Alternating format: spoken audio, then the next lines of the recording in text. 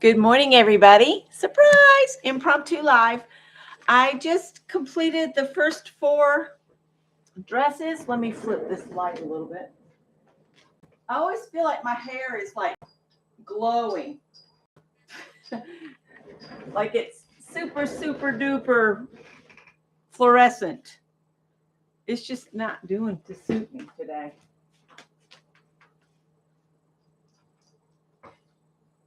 Maybe like that would be better.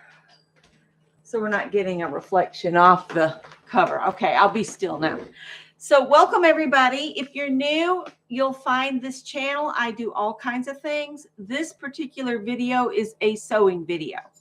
And my cat is being bad. Stop it. Come here. And I have, there's 5 cats total, but the 3 that you see in the main house are our cats. The other 2 are in the bonus room. They're my son's cats, and they make cameo appearances. So let's talk about Project Dress-A-Girl. I've just completed the first 4 dresses for this year's collection that happens, I think, in September, but I'm trying to get an early start. So I at least get some made more than I did last year when I got really, really sick right before the call, I guess the call to do from Maudie. So if Maudie's watching, hi Maudie. And I'm going to share the completed dresses now. Ruffles have been added, but I do want to, as I complete these dresses, I want to tell you about the patterns. Hang on just a minute. Go find something to do. Go on. Howard is like a toddler. He's just getting into all kinds of stuff. So anyway, I'm going to tell you what the pattern is that I used. I'll give you the copyright because some of my patterns I have thrifted, which this one is thrifted. I got it at Goodwill. I made View D in a size 1, which size 1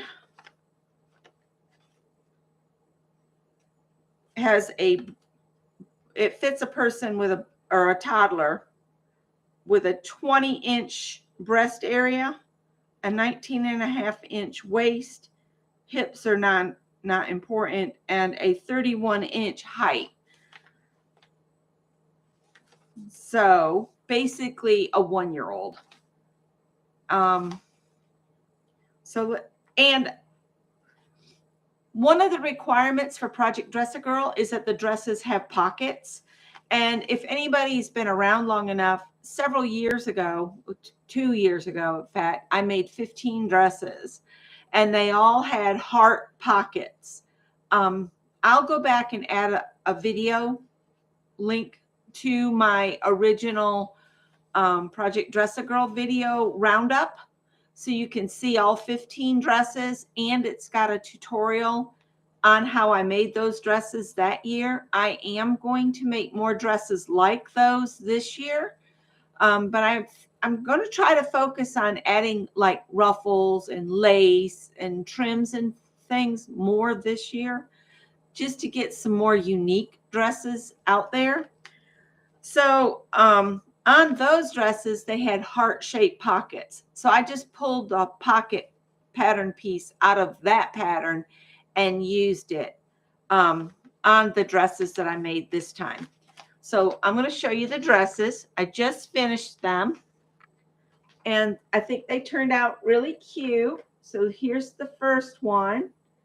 The yellow fabric with the flowers was a remnant when Joann's just recently had cotton on sale for 50%. So what I do when it's on sale at 50%, I visit the remnant bin because then I get another 50% off because their remnants are 50% off the current selling price. So I got this fabric for next to nothing because it was 50% off, and then I got the remnant at 50% off. And so these are workable pockets because that's one of the requirements. And another requirement is you put one of the Dress-A-Girl labels on the front.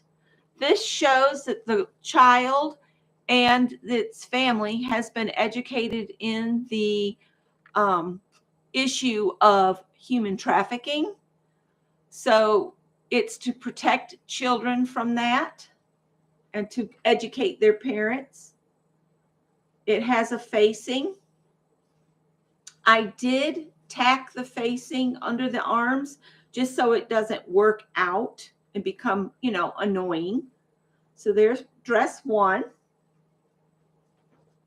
And this next dress was also a remnant. Oh, the green on the first dress is a fabric I've had in my stash of quilt cotton under my bed for years. So I'm pulling from my stash or using remnants. That's the only fabric I've been buying lately. Then this was another remnant, and this was a last chance fabric. I found it back on the last chance table, and it was also 50% off. So the remnant piece was 50% off. And the ruffle fabric and the pocket, they were in my stash as well. Hi, Riri. So there's this one. And what denotes the front from the back is just the pockets, because it's exactly the same pattern piece for the front and the back. This pattern was super easy. It's got a very unique way to do the shoulder seams with the facing. You sew all the way around, except you leave the shoulders open and a little ways down on the sides. And then you flip those, and then you open the seams and sew across the front, across the back, and then you tuck it all in, and then you just hand stitch the remaining seam allowance in. Anybody that sews knows what I'm talking about. Anybody that doesn't probably doesn't know what I'm talking about. But I just love this one. I love the butterflies. So, and again, it's got the label on the pocket, and the pockets are usable pockets. And even though this is a 1-year-old, you just never know. They like to put things in. Now, the next ones are all made from fabric I got at the thrift store. And I got a bunch of the orange with the black dots. But I had 2 pieces of that. And then I had 1 piece of this kind of green color, and I didn't have quite enough. And I do line the pockets, and usually what I do is I'll cut 2 of the pocket so the pocket matches inside and out. But because I didn't have enough to do that, I just used more of the orange for the lining on this one. And I messed up, but like Kathy Whitney said, it's kind of a cute mess up. This facing was supposed to go on this fabric's dress, but I mixed it up, and I think I kind of like it like that with the different facing.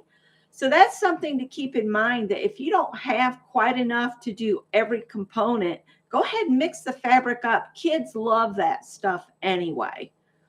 So there's this one. And then we'll leave that one there. And then this is its kind of twinsy. It's the reverse. You can see that it's the reverse.